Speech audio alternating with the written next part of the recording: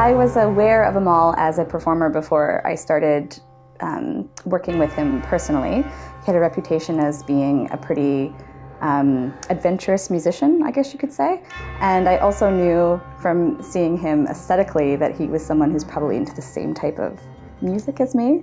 You know, we have those sort of tribal uniforms as subcultural music listeners. So I could, you know, point him out in a crowd and say, that guy listens to metal. This will be the 4th time I've worked with Bekah on one of her pieces and the 3rd premiere, and it's always been a really easy experience to work with her. She has a clear vision, but she's also willing to work within the constraints of the performer and to take input from the performer in terms of what may be possible and what isn't.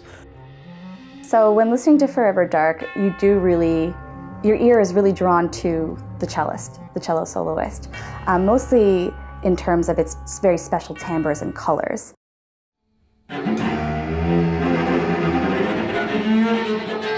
The cello is the only instrument in the orchestra that's amplified, and then that amplification is processed through something called a max patch, which is basically like a digital version of a giant guitar pedal board.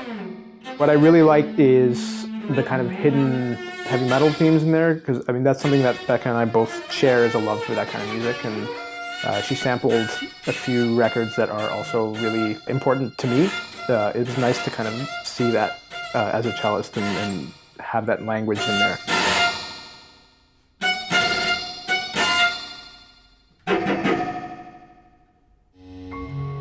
The metalness, the heavy metalness really does, it waxes and wanes. And so what I find interesting is the tension between, can you hear the quotations, can you hear the references, and then they come at you and you realize they were kind of underneath all along.